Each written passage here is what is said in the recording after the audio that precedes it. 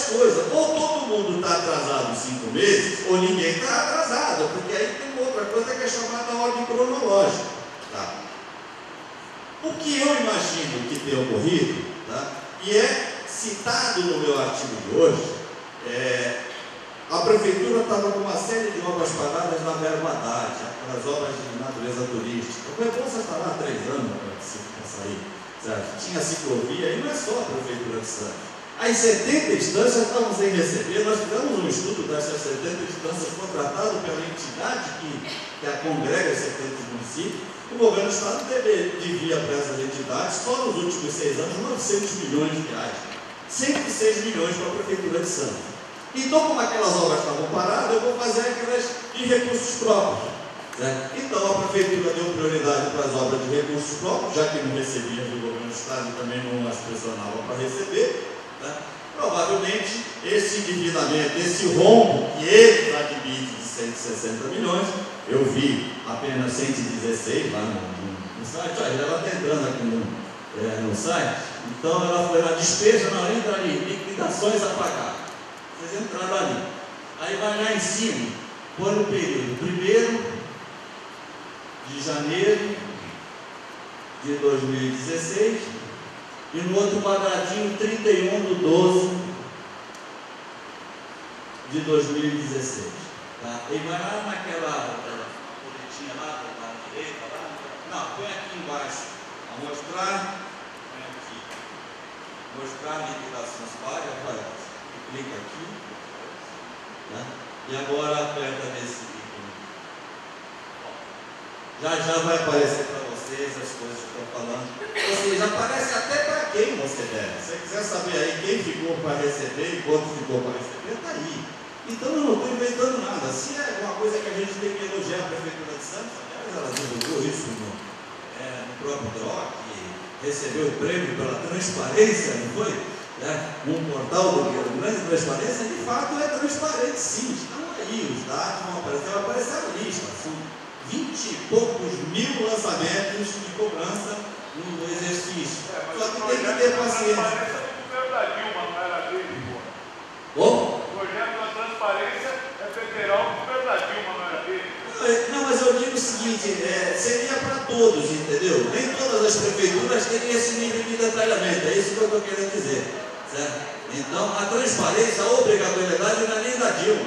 A obrigatoriedade de disponibilizar esses dados, certo, para a população vem da Lei de Responsabilidade Fiscal, que é de maio de 2000. Isso é um artigo da Lei de Responsabilidade Fiscal, é que muitos municípios demoraram uns 10 anos, outros 15 anos para respeitar, e outros não respeitam até agora. Tá? Se você for em vários sites de prefeitura, eles não têm esses dados até agora. Eu não sei se eu te respondi.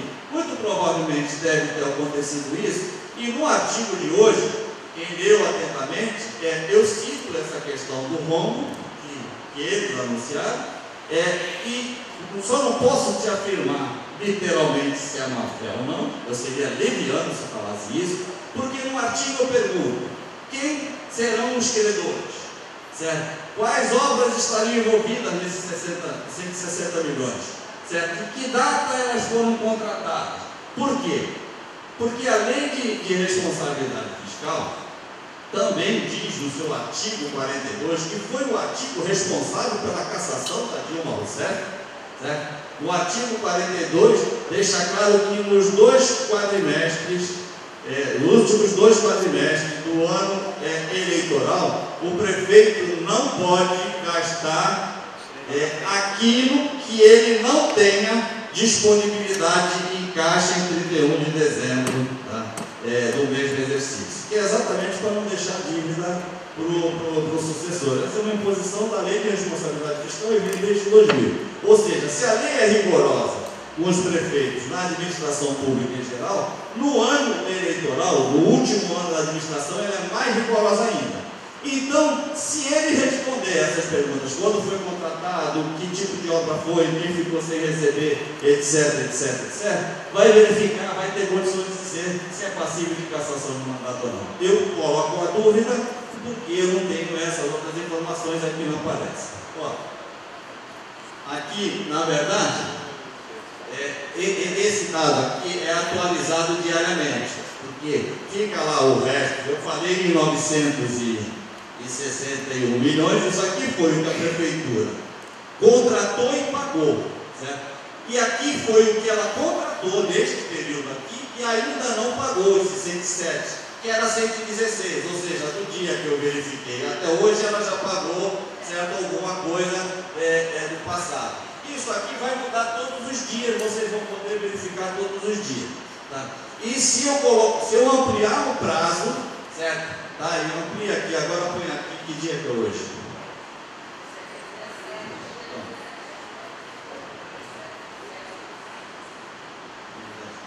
Bom, agora eu estou ampliando para o dia de hoje. Então vocês vão ver, desde o dia 1º de janeiro de 2016 a 17 de março, quanto que a prefeitura contratou e quanto ela ainda não pagou. Então, esses dados, gente, eles são públicos. A gente que lida com isso no dia a dia fica mais fácil, certo? Mas ali vocês vão conseguir procurar quem é quem recebeu, quem deixou de receber, quanto tempo, quantos meses está sem receber, e etc, etc. Eu não tenho o menor interesse de ficar aqui falando coisas que não tenham lógica, certo? Então, a gente, por questão de dever do ofício, se baseia em fatos, tá? Eu estou aqui mostrando dados. Se eu entrasse aqui no site da Secretaria do Tesouro, eu mostraria a prestação de contas, enfim. Tá? Bom, mas já que eu respondi aí, vocês têm mais perguntas?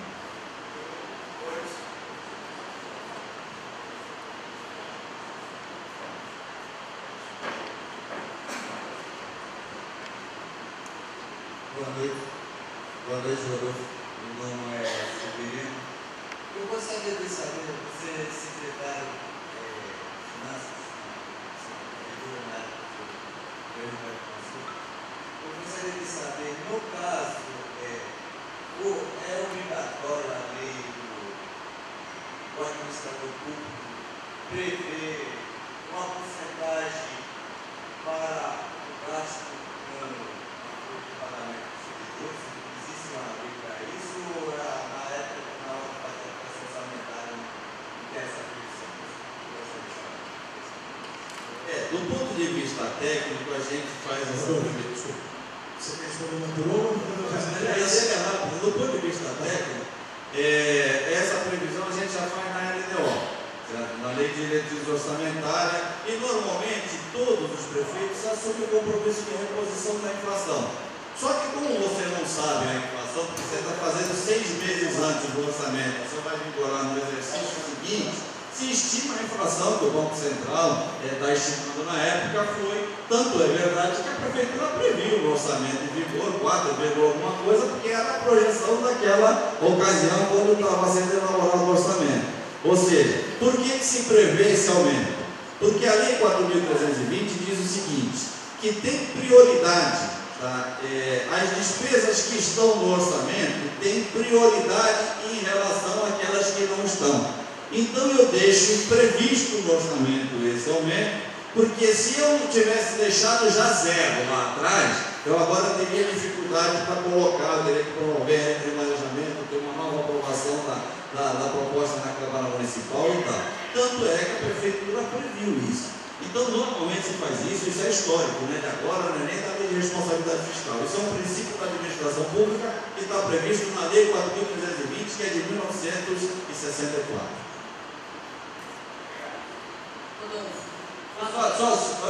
Antes disso, só para dizer aqui, agora vocês lembram que estava em 107, né, a dívida, quando eu mostrei até 2012, agora ela já está aqui em 191.684, certo? 193?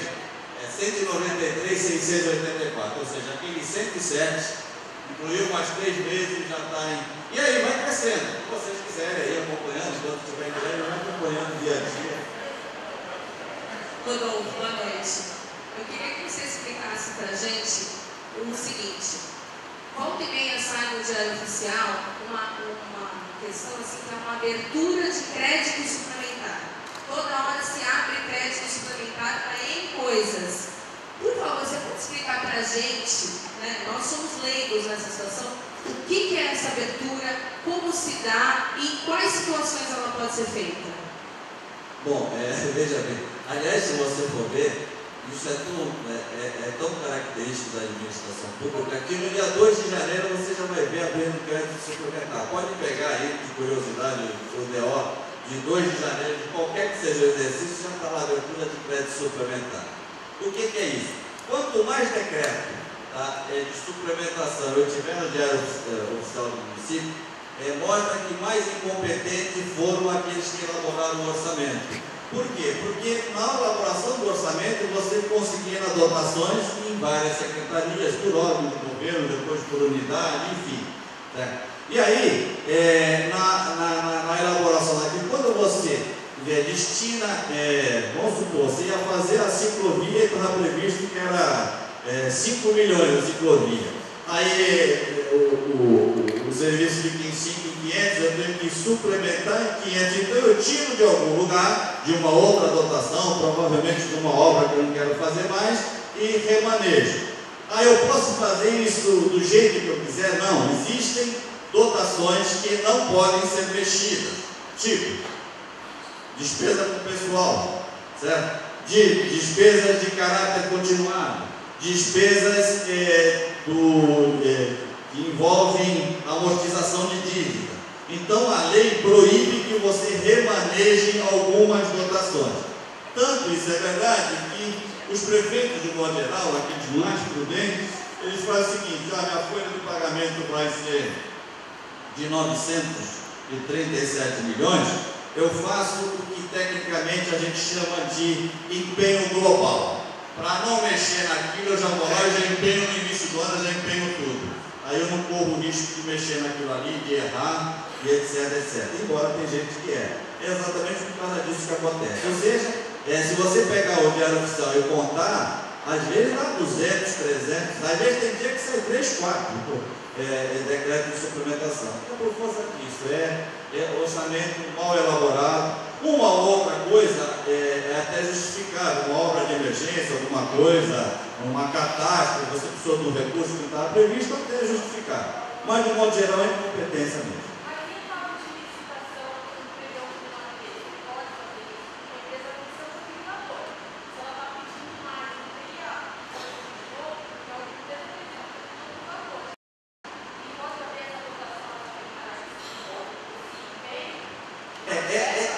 Essa é uma das discussões da restrição da legislação, porque acontece o seguinte: vamos dizer, essas obras de cidade. Rodolfo, deixa eu só pedir um favor.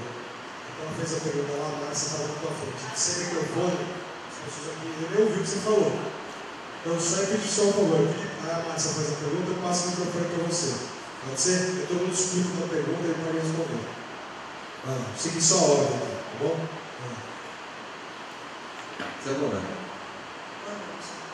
Eu queria saber se, nesse caso que o prefeito não explica onde ele gastou esse dinheiro que sobra, que existe, se seria caso de uma auditoria na administração e, se for o caso, como que faz? Quem pede uma auditoria? Como que é feita uma auditoria?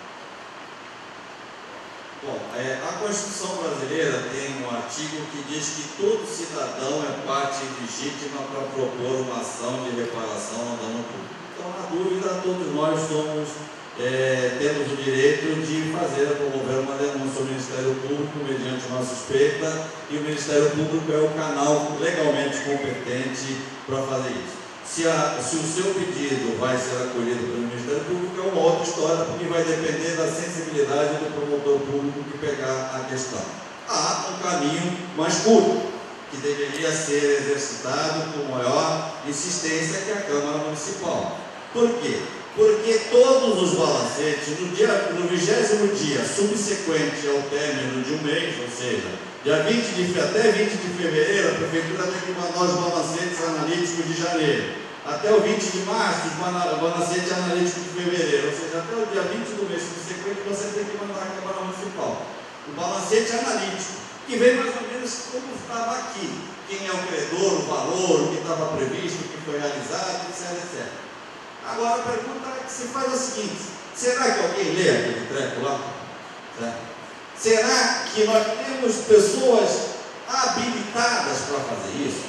Eu disse para o Saraiva e disse para o Cássio, no dia que eles foram me convidar, eu dei a eles uma sugestão, ele está ali, vai ser testemunha disso. Foi o seguinte: olha, nós precisamos nos preparar, quando eu digo nós, eu digo sociedade em geral, nós precisamos nos preparar melhor para os enfrentamentos geral da vida, certo? Inclusive em relação à questão do servidor. O sindicato tem que, de alguma forma, eu não sei qual é a receita do sindicato, se estruturar tecnicamente para fazer esse acompanhamento e ter todos aí, não só o sindicato, mas todo o servidor, porque vira e mexe, este ou qualquer outro governo vai lá e resolve na cabeça do prefeito fazer um concurso público para admitir mais 500 funcionários. A pergunta que se faz é o seguinte: o servidor público já parou para pensar que são 500 outras pessoas que vão entrar na administração para dividir o mesmo bolo com ele? O pedaço dele vai ficar mais fino, certo? Ele vai comer menos, certo? Será que serão necessários esses serviços? Às vezes você tem uma atividade que não tem um caráter continuado, onde assim, sai da cabeça do prefeito e ele vai e contrata servidores para fazer aquilo. 6 meses depois, tá, aconteceu de não ser mais necessário. Eu disse também para o Cássio e para o Saraiva no escritório, eu como jornalista, em 1990, eu era editor de economia do jornal Tribuna na época, fui eu quem denunciou a tal da Lei 650, a famosa Lei 650, que é alguns servidores que estão concursados. A maioria não gosta dessa lei de jeito nenhum, odeia, né, essa lei. Eu denunciei porque ela foi aprovada numa quarta-feira de cinza. Quarta-feira de cinza, mesmo depois do carnaval, a gente estava esperto. Foi aprovada. Que era contratação para serviço excepcional, que virou bagunça. Dali para frente, virou uma grande bagunça na região. Ou seja, houve abuso aí do uso da lei. Mas em algumas situações eu vou dizer para vocês. Agora, suponhamos que eu fosse servidor público. Às vezes eu prefiro que a administração X ou Y, agora, tá? Eu fui contra lá em 1990, né? Tá? Não tinha lei de responsabilidade fiscal e etc, algumas coisas não. Tá? Agora eu até preferiria que o prefeito contratasse 100, 200 pela lei 650, porque quando aquele serviço não for mais necessário, ele manda, vai embora e ele não entra na folha de eterno. Porque se ele entrar para a folha, ele vai ficar dividindo com você o resto da vida. Certo? Vai gozar dos mesmos benefícios de anuênio e quanto mais vai arrecadando, certo? A menos, maior vai ficando o achatamento salarial. Então, até nisso a gente precisa, em determinados momentos, mudar de opinião. Por isso que eu falei para os servidores, nós precisaríamos ter, na própria estrutura do sindicato, um grupo, e eu vou dizer mais, eu não estou falando de contratar R maior não, vou deixar claro, porque daqui a pouco vou dizer que eu vim aqui para ser contratado por vocês.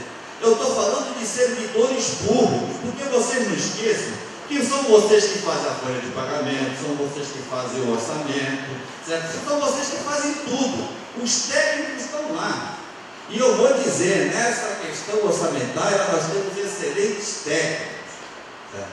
Eu me lembro, quando eu assumi a secretaria, eu conheci 2 pessoas na Secretaria de Finanças que já tinham servido à administração da Capistrano.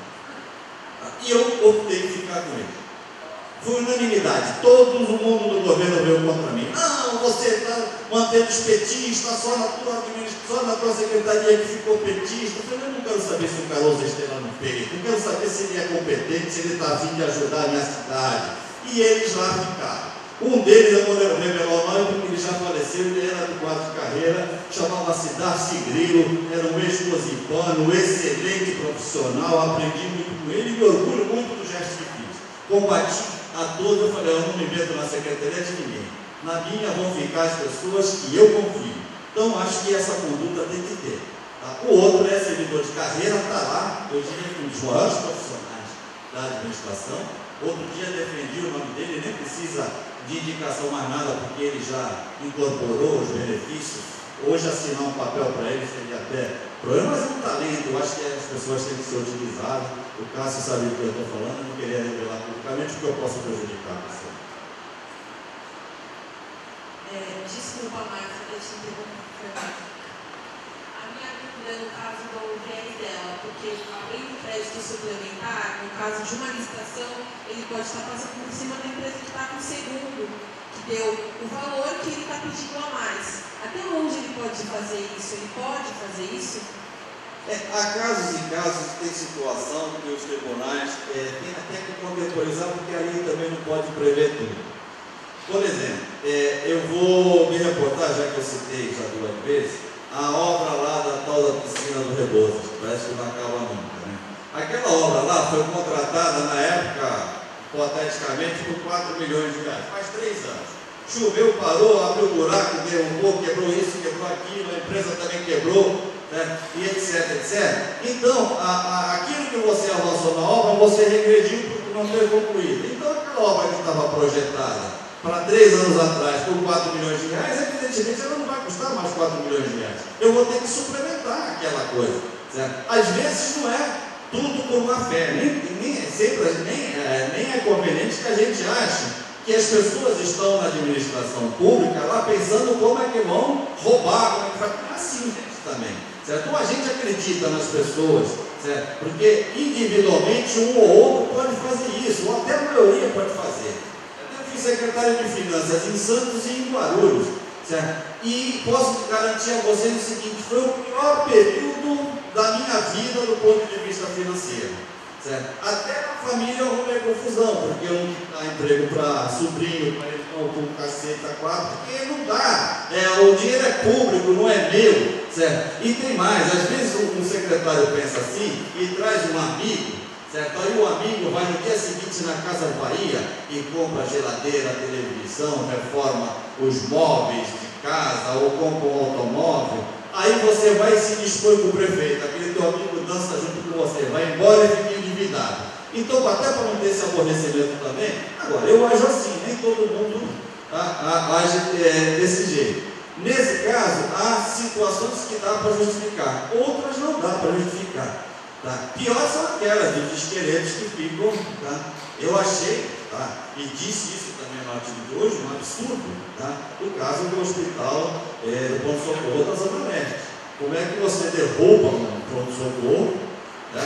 Que tinha sido ampliado com um andar a mais, bem ou mal, por mais ruim que ele tivesse, ele estava lá. Aí eu assinei um convênio que o Joãozinho vai me dar 10 milhões para fazer, o Joãozinho não dá, e eu agora, se eu me arrependi, está lá o tijolo, tá lá no chão, não dá para fazer nada, é colocar os tapumes, ninguém vê, alugou-se uma casa na Afonso Pena lá, em condições bem precárias, enfim, são questões, são opções da administração pública que eu tenho meu ponto de vista crítico, agora cabe a população julgar. Se a população acha que está bom, tá, assim seja. Te respondi.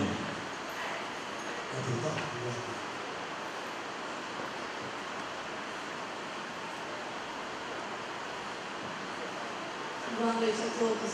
Eu gostaria de saber dos cargos comissionados, porque na Prefeitura de Santos existem milhares deles e no DEAN a gente vê várias publicações de pessoas que trabalham na cozinha com relações exteriores. Né? Saiu esses dias, até publicou até no Facebook. Se ele tem esse dinheiro, né, de investimento e como agente, o restante ele gasta com merenda e com as outras coisas, como ele consegue pagar tanto gente com cargo comissionado com dinheiro tão alto? Eu sou a favor de que existam os cargos comissionados, mas não na proporção que as prefeituras exercem. Agora nós temos até secretário adjunto. Foi uma novidade, foi um absurdo. Isso. Não sei o que o adjunto faz. Até porque antes já subia mesmo, né? Quando o secretário saía, o segundo a pasta, ele ocupava naquele período. Então agora tem o adjunto. Eu acho que na vida tudo tem que ter um absoluto rigor. Eu sou vítima de uma situação, eu digo enquanto secretário municipal, Porque eu não sei se vocês sabem, tem muita gente nova aqui, eu vi quando eu perguntei quem tem 20 anos de administração. Essas histórias aí do C1, C2, C3 que você vê na prefeitura, ela começou lá atrás no governo Davi Capistrano, e não vou nem culpar porque ele está falecido, e vou até reparar algumas críticas que vocês têm feito à atual administração na questão do salário do prefeito. Por que eu digo? Porque a Constituição brasileira diz que o salário do chefe do Poder Executivo é definido pelo Poder Legislativo na legislatura anterior ao início do mandato. Então, quem colocou o salário atual do prefeito foi a Câmara Municipal. Em 1996, último ano da administração da Davi Capistrano, o Davi Capistrano, falecido, ele mandou um projeto de lei à Câmara Municipal, naquela época, vinculando os cargos de C1, C2, C3, de CS, que é de secretário, ao salário do prefeito. Só que, veja bem, o texto da lei dizia o seguinte, que fica vinculado os C1, CS, C1, 2, 3, 4, etc., à remuneração do prefeito. Ao invés de sair salário do prefeito, saiu remuneração do prefeito. E a remuneração do prefeito era composta de salário e mais 50% de verba de representação. Como se vinculou isso, todos os C1, C2, CS receberam incorporado naquele benefício, certo? A verba de representação. O Davi Capistrano, falecido, ele deu 1000 críticas a fazer a administração dele, mas que é verdade, é verdade.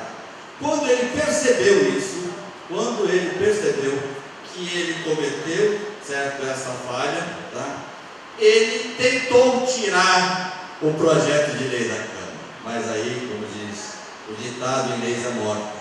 Por quê? Porque ele sabia que a prerrogativa de definir o salário do prefeito era da Câmara Municipal. Ou seja, a Câmara Municipal, naquela época, aumentou o salário do prefeito, porque toda aquela tropa de C1, C2 e tal, que valia para a Câmara Municipal, todo mundo receberia e dormiria em berço esplêndido. E se estivesse exercendo o cargo por 5 anos, incorporava, etc, etc. E aí a gente vê gente na prefeitura com 20, 25. Eu, quando eu fui secretário municipal, uma das primeiras coisas que eu recebi foi uma lista de direitos represados de servidor. A gente muito conhecida, que na época tinha estou falando de 1997, gente. Tinha gente que tinha crédito de 1.200.000, 1 milhão, que vinha com uma cara de pau no meu gabinete. Pô, secretário, nós somos amigos, libera isso aí para mim e tal, para mim, mas isso aqui não é meu, isso aqui é Prefeitura de Santos, etc. Alguns morreram sem receber, mas gente famosa aí, muitos deles têm coluna associada. Então, são essas situações que aconteceram e nós vemos com essa herança lá, certo? Um erro de redação, certo? Provocou isso, por quê? Porque a Câmara não tinha jeito de tirar aquilo. Só para vocês terem uma ideia, este erro de redação, provocado por esta manifestação da Câmara Municipal, porque vão falar, vocês vão dizer assim, mas por que vocês não impediram isso? Né? Por que o Beto Mansur não impediu isso? Por quê? Porque a Câmara Municipal aprovou o salário do prefeito nos últimos dias, certo? No dia 1º de janeiro o prefeito tomou posse, mesmo que ele quisesse, ele não poderia fazer mais nada, porque tinha o famoso direito adquirido, certo? Quando ele editasse o ato, a norma já estava em vigor. Então foi um negócio pensado que só no ano de 97 aumentou a folha de pagamento da Prefeitura de Santos em 40 milhões de reais, certo? E esse foi um dos motivos do sufoco, do desespero que nós tivemos naquela ocasião. E repito, para quem não pague dúvidas, não foi responsabilidade do ex-prefeito Davi Capistrano, foi responsabilidade da Câmara Municipal na época. Eu denunciei abertamente isso, tive um desgaste tremendo, muita gente me pedindo a cabeça, eu voltava subindo a secretaria, já estava arrumando briga com a Câmara Municipal.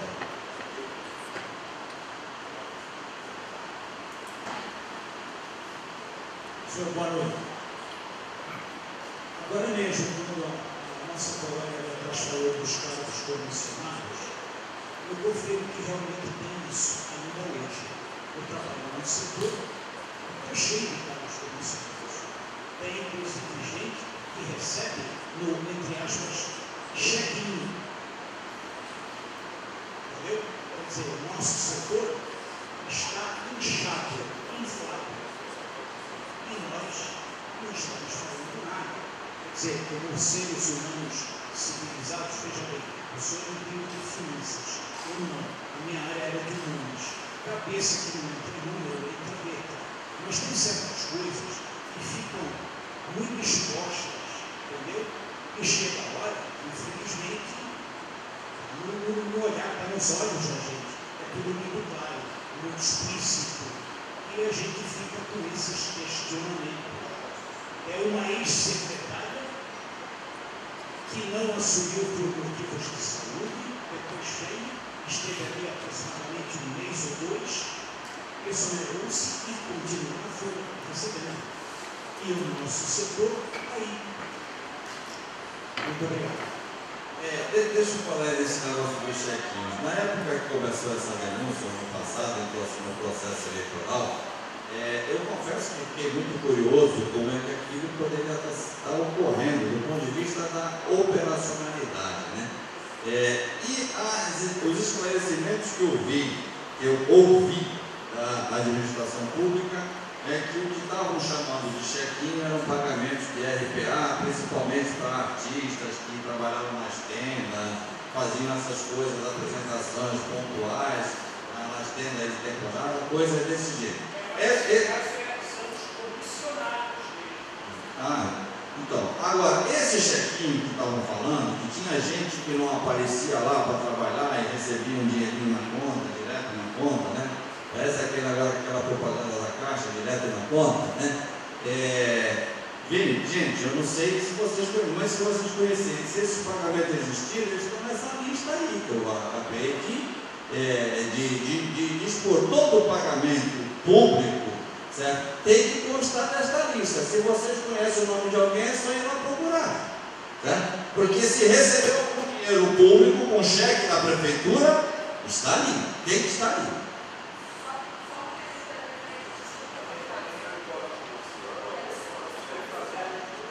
Boa noite. Uma pergunta, o senhor comentou em determinado momento sobre a lei 665, né?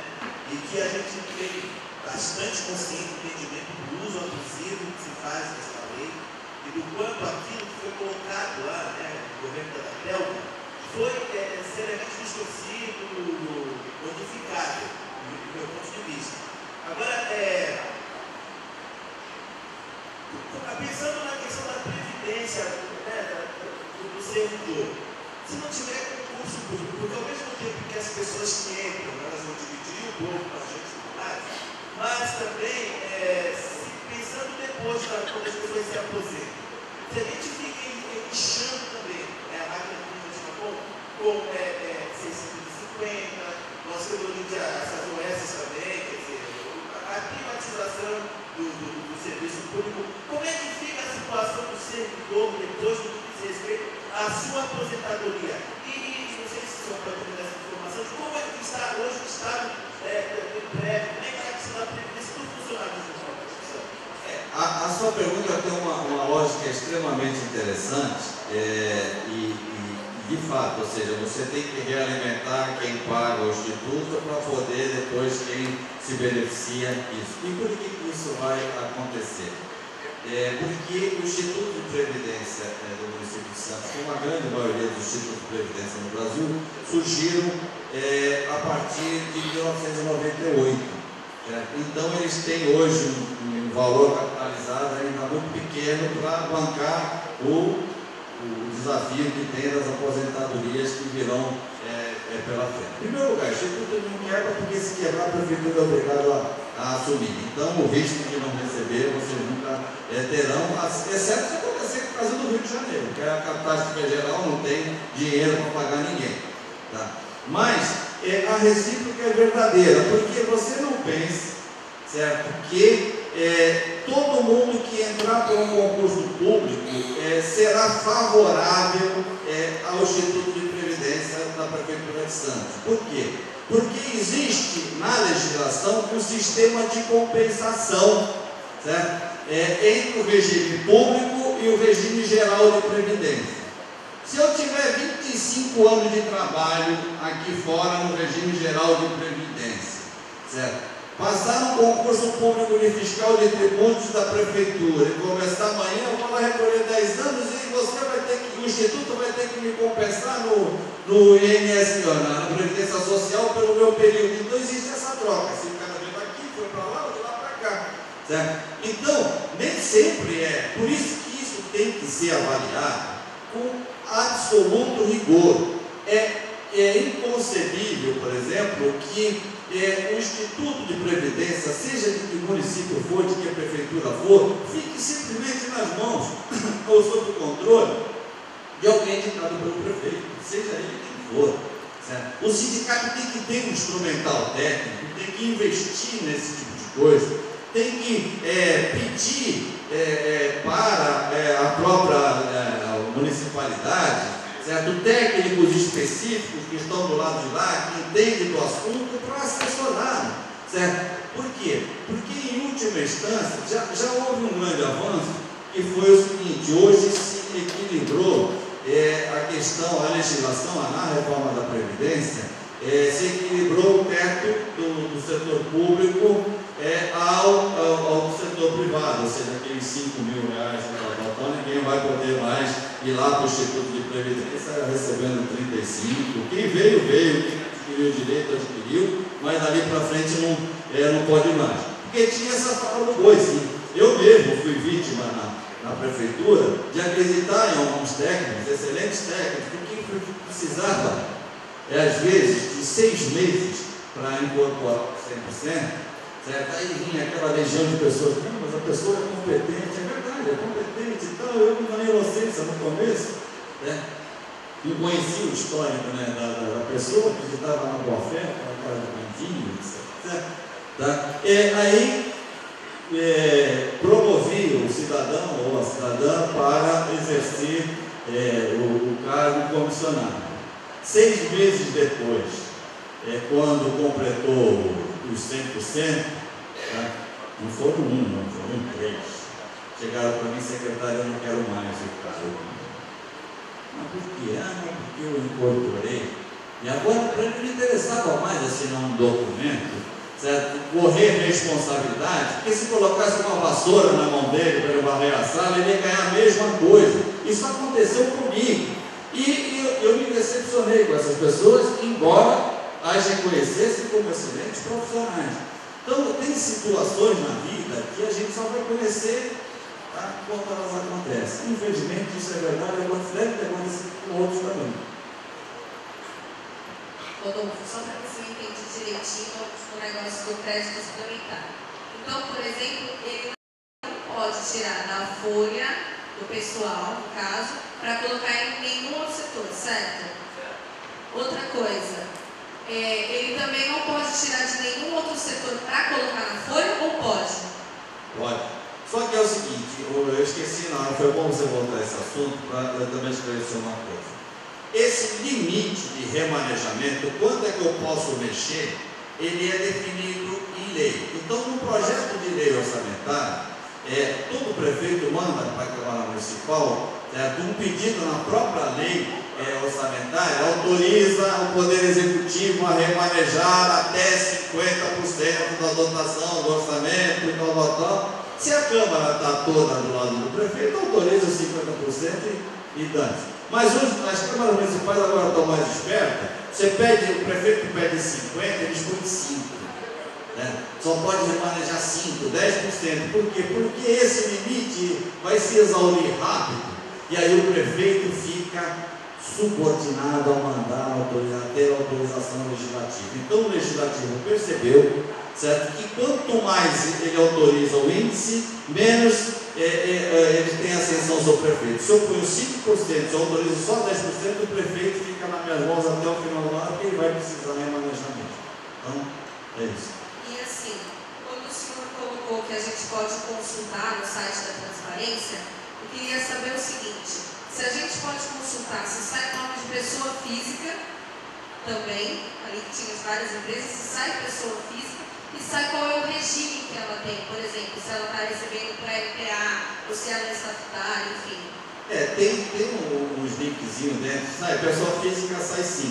Sai inclusive se você, por exemplo, for fazer um serviço, o prefeito lhe chamar para fazer um serviço extra, você gastar R$500 no ônibus, na van, etc, etc, e você traz a notinha para se reembolsar, o teu nome vai estar lá, desses R$500 de reembolso. Então, todo esse tipo de despesa que é pago sai ali.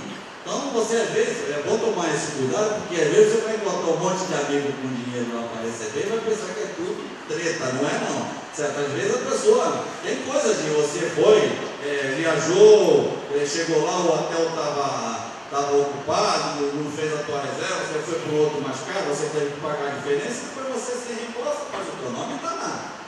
Tem uns linkzinhos do lado, assim, quando é pessoa jurídica, a nota fiscal, o detalhamento da nota fiscal. Certo? Eu confesso que o regime específico eu não lembro, até porque eu fui ver mais detalhes por causa desse tumulto todo que aconteceu, eu tive que recorrer aos argumentos do próprio poder para combater.